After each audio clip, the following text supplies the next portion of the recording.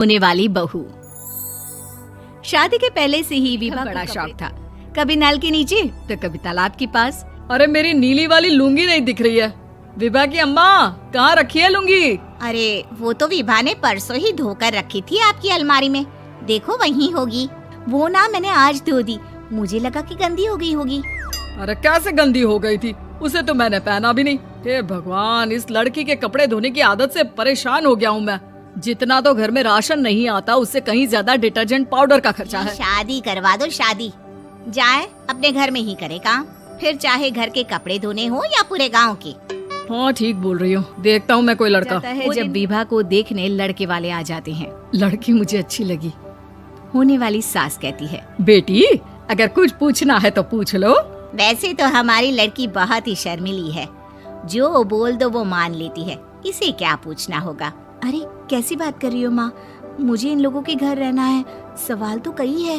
हाँ हाँ बेटा पूछ लो ना, क्या पूछना है। आप लोगों के घर कपड़े कौन धोता है? सास का मुंह बन जाता है। देखो अगर तुम ये कहना चाहती हो कि तुम्हें कपड़े धोने नहीं आते तो सुन लो, कपड़े मैं ही धोती हूँ, लेकिन तुम्हारे आ जाने के बाद मैं रुमाल तक नहीं धोऊंगी। अरे चुप रहना भाग्यवान, बहू बेचारी घर आई नहीं, उसे डराना शुरू कर दिया।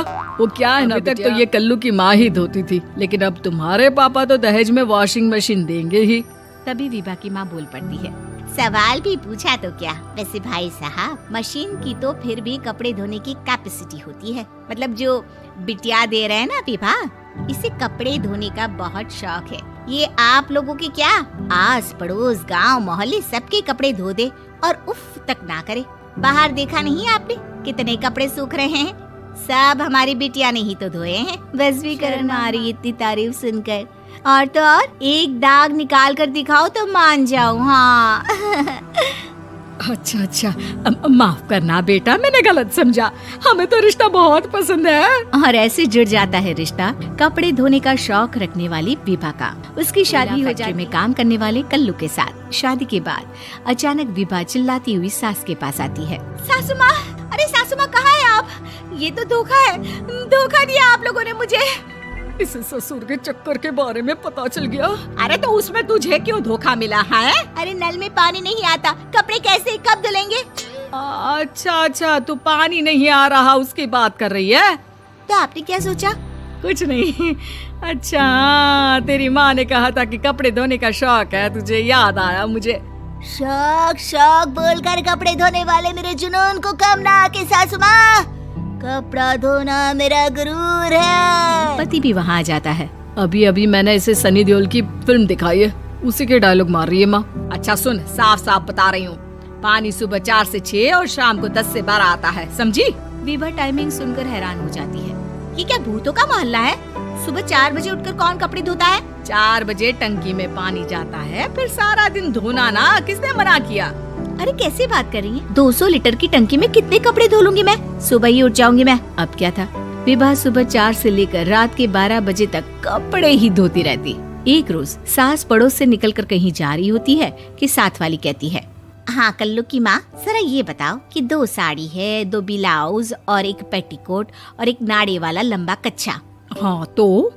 अरे तो क्या, कितना लोगी धुलाई ये बताओ। धोबन दिख रहे हैं हम क्या? हमारे पति सरकारी नौकरी से अभी अभी रिटायर हुए हैं और बेटा सुपरवाइजर है कोयला फैक्ट्री में। धोबन समझ रखा है हमें।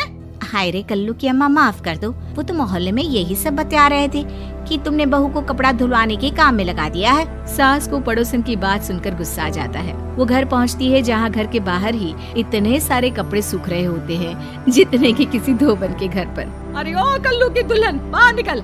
माँ जी यहीं आ जाओ, बाथरूम में चादर धो रहे हैं हम। अरे अभी हम धोते हैं, तुमको बाहर निकलो। ये आस पड़ोस वाले बोल रहे हैं कि हम बहू से कपड़े धुलवा धुलवा कर उसे कपड़ा धोने वाली बना दिए हैं। अरे छोड़ो ना माँ जी, किन लोगों की बातों में आती हो? आस पास के लोगों का तो काम ही होता है कि वो किसी तरह सास बहू को लड़ा दे। बहू सारे घर के कपड़े धोती है, ये क्या कम है? बोलिए। सास को भी लग जाता है कि वो बहू का ये सनकीपन नहीं छुड़वा सकती, इससे अच्छा है कि खुद ही चुप हो जाए। एक रोज सास और बहू मंदिर जाते हैं, जहाँ सास की साड़ी वहाँ खड़ी भीख मांगने वाली से मिलती है। माँ जी क्या बात है, आपकी साड़ी उस भिखारन से कितनी मिल रही है ना? हाँ हाँ देखो तो, दोनों की साड़ी मिल रही है। क्या बात है कल्लू की अम्मा, तुम खुद को तो अफसर की बीवी बताती हो और ऐसी सिंपल सी प्लेन साड़ी पहनकर घूमती हो। सिंपल और प्लेन नहीं है ये साड़ी। तो क्या सोने के धागे से फूल बने हैं? कुछ भी सासू माँ, कुछ भी। हाँ, बने थे इस साड़ी में सोने के धागे से फूल। मेरे पति लेकर आए थे मद्रास से स्पेशली मेरे लिए 10,000 की। ताहे भाई साहब इस भिखारन के लिए भी सेम टू सेम साड़ी लेकर आए होंगे 10,000 की। सास उस वक्त तो कुछ नहीं कहती, लेकिन बहू के साथ घर आती है और अलमारी से एल्बम निकाल कर लाती है। ये साड़ी देख रही है, ये वही साड़ी है जिसे मैंने अभी पहना था। इस साड़ी में ये जो चमकदार फूल दिख रहे हैं ना, ये सोने के धागों से काढ़े गए हैं। लेकिन तू लोकल वॉशिंग मशीन ब्रश से घिस घिस कर सारे फूलों को निकाल कर साड़ी प्लेन कर दी। मुझे माफ कर दीजिए सासू माँ। और तो और, जब मैंने तुझे तेरी गलती के लिए कुछ नहीं कहा, लेकिन तूने तो सबके सामने मेरा मजाक ही बना दिया। क्यों? बहू को समझ में आ जाता है कि अब से उसका कपड़े धोना बंद।